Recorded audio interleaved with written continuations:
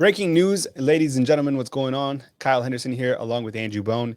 Elliot Washington has committed to the Alabama Crimson Tide. First prospect in from the class of 2023 here with Andrew Bone to break it all down. Bone, take it away.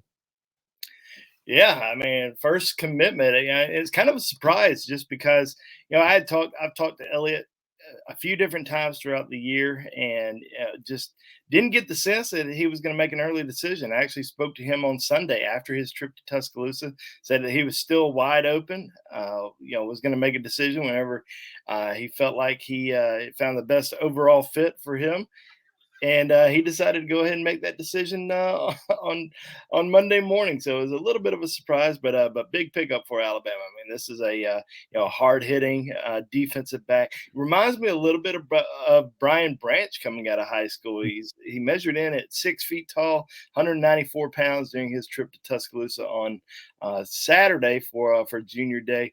So this is a very good athlete, somebody that Alabama's had a lot of interest in for a long time. And one thing about Alabama is people don't, a lot of these juniors don't realize they really don't focus in on and really start pushing for kids until after signing day. So once you kind of get that signing class, pretty much done in during that early signing period, then you start to really amp things up in January. And we've seen, Coach Saban and all these assistant coaches on the road throughout the month of January, and they've been recruiting juniors. I mean, they've been going to different high schools, visiting, with different coaches, talking to guidance counselors, people like that. Having a couple junior days already over the course of the last 2 weekends, they're really starting to amp things up. So when I talked to Elliot back, I guess it was maybe in September, October, he told me, he said that he wasn't really hearing much from Alabama, that he'd been hearing from other schools a lot more, that wasn't really sure if Alabama was going to even make a big push for him. But that's kind of how Alabama operates. They kind of get through the signing class, and then they start pressing for those juniors and really focus on that junior class. And when he came into Tuscaloosa this past weekend, felt the love. I think he always wanted to go to Alabama. His father played basketball for the Crimson Tide in the early '90s. Elliot Washington, many Alabama fans will remember, and he just wanted to go ahead and make that decision today. We hadn't had a chance to talk to him yet about the commitment, but we did talk to him yesterday. Really had a chance to sit down with Coach Saban, Coach T. Rob, Coach Kelly, all the coaches down in Tuscaloosa, Coach Gillespie, his area recruiter.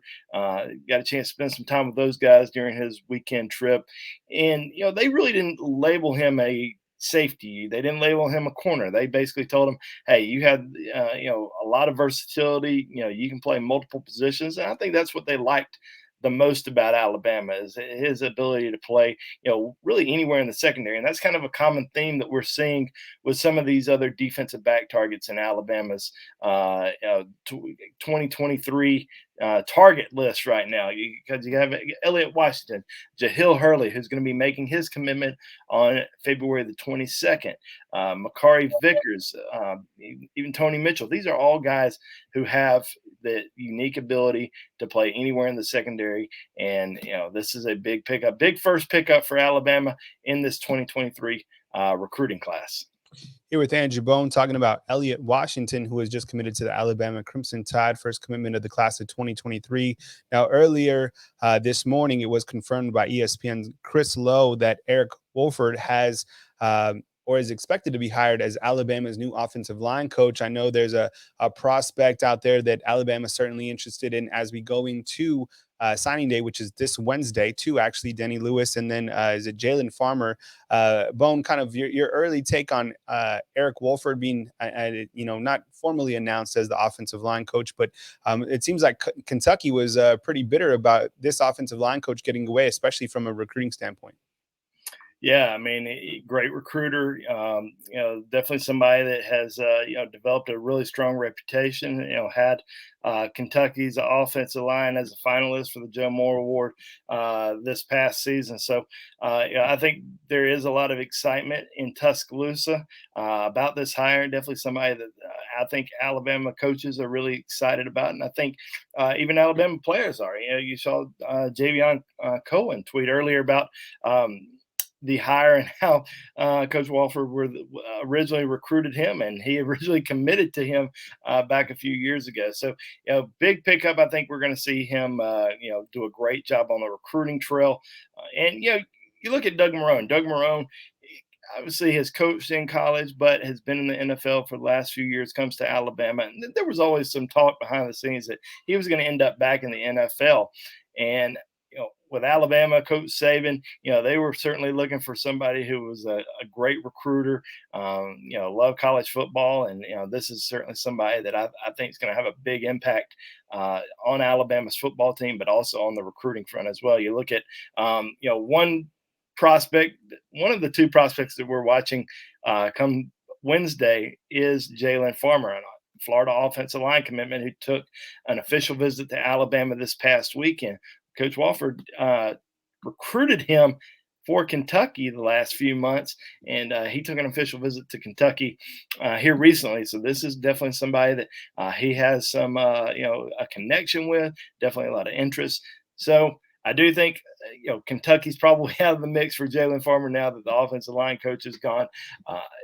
Auburn is also in the picture, but things going the way they're going down at Auburn with defense coordinator leaving. Now the offensive coordinator has resigned today.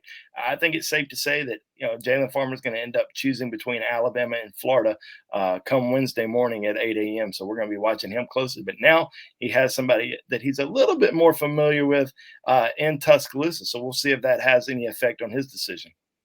Elliot Washington in for the Alabama Crimson Tide, first prospect from the class of 2023.